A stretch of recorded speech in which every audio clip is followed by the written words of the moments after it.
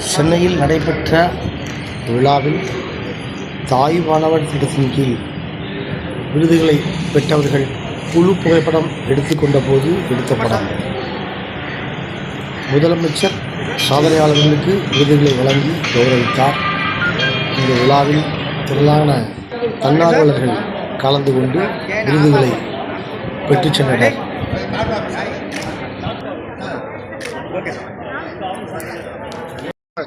இந்த பட்டா வீடு ரொம்ப கஷ்டப்பட்டோம். என் பொண்ணு கூட பெரிய பொண்ணு பெப்பா கூட ரொம்ப கஷ்டப்பட்டு இன்னைக்கு சிஎம் கையில் வாங்குறது எங்களுக்கு ரொம்ப சந்தோஷம்.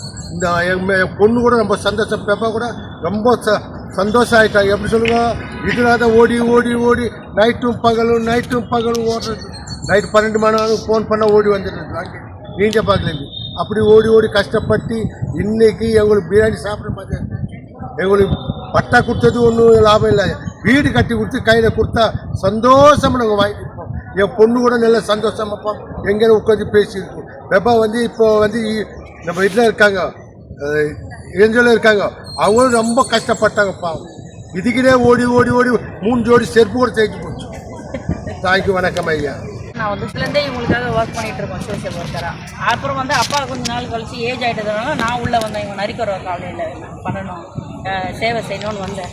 ஆக்சுவலாக பார்த்தீங்கன்னா போஸ்டல் டிபார்ட்மெண்ட்டில் இப்போ கிளர்க்கு வேலையில் இருந்துட்டு வேணான்னு சொல்லிட்டு வெளியில் வந்து இவங்களுக்காகவே என்ஜிஓ ஒன்று ஸ்டார்ட் பண்ணி நாங்கள் ரொம்ப வருஷமாக எப்படி சொல்கிறதுனா திருவாமியூரும் சரி கோட்டுப்புறம் சரி என்னென்ன தேவை இருக்கிறதோ எல்லா தேவைக்காகவும் நாங்கள் ஓடி ஓடி தான் உழைச்சிட்ருக்கோம். ராத்திரி 12 மணிக்கு கூப்பிட்டாலும் நாங்கள் வருவோம், மத்தியானம் கூப்பிட்டாலும் நாங்கள் என்னவாக இருந்தாலும். ஆனால் முக்கியமான இது பார்த்திங்கன்னா பட்டா.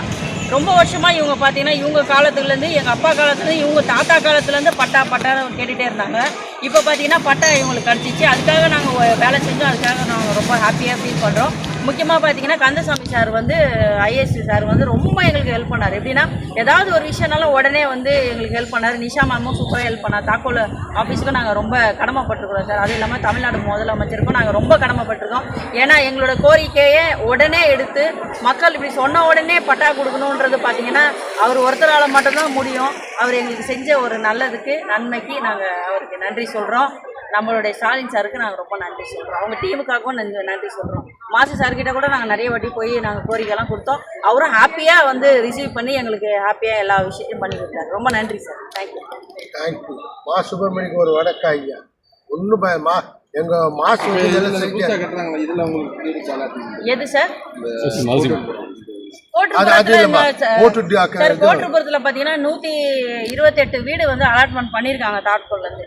அவங்க இப்போ ஏற்கனவே கட்டின வீடெல்லாம் மேலே கூட கட்டித்தரேன்னு சொல்லியிருக்கிறாரு. சிஇ சாரும் விசேஷன் சாரும் எங்களுக்கு அதை ப்ராமிஸ் பண்ணியிருக்காரு. நல்லா எங்களுக்கு ஹெல்ப் பண்ணுறாரு.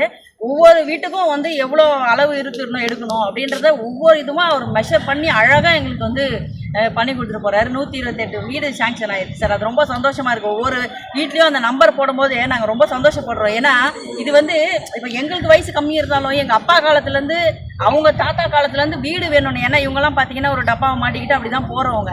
இப்போ அவங்களுக்குன்னு ஒரு வீடு ஒரு குடியுரிமை இருக்குதுன்னும் போது சூப்பராக இருக்குது சார். ரொம்ப ஹாப்பியாக இருக்குது. எப்படி சொல்கிறதுன்னு தெரில, ஹாப்பி எப்படி வெளிப்படுத்துறதுன்னு தெரில. ரொம்ப நன்றி. United life sir.